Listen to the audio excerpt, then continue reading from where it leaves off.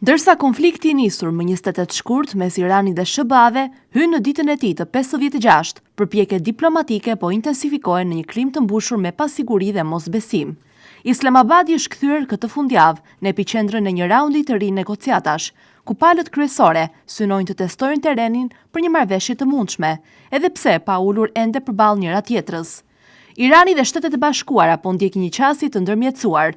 Përfaqësuesit e të dyja vendeve pritet të zhvillojnë takime të ndara me ndërmjetësit pakistanez, një formulë që dëshmon për nivelin e ulët të besimit mes palëve, por edhe për një gatishmëri minimale për të mbajtur të hapur kanalin diplomatik. SBA-t përfaqësohen nga një delegacion i përbërë nga dhëndri presidenti Trump, Jared Kushner, i dërguar i posaçëm Steve Witkoff, ndërsa zëvendës presidenti amerikan J.D. Vance ka deklaruar se është i gatshëm t'i bashkohet bisedimeve nëse do të jetë e nevojshme. Nga Washingtoni vijnë sinjale të kujdesshme optimizmi. Presidenti amerikan Donald Trump ka lënë të kuptohet se Teherani mund të jetë duke përgatitur një ofertë, megjithse përmbajtja e saj mbetet ende e paqartë. Retorika e tij sugjeron për një hapësirë të vogël për dialog dhe shpresën për një përparim konkret. Në anën tjetër, diplomacia iraniane po lëviz në disa drejtime paralele.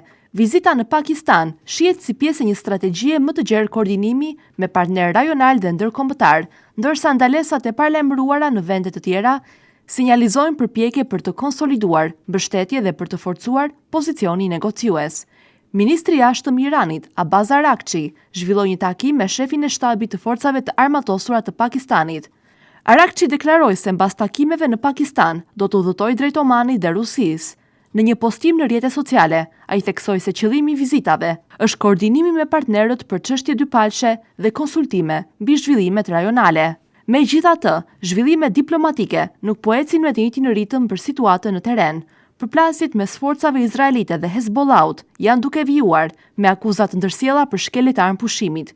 Kjo e bën çdo përparim në tryezën e negociatave edhe më të brisht dhe të pasigurt.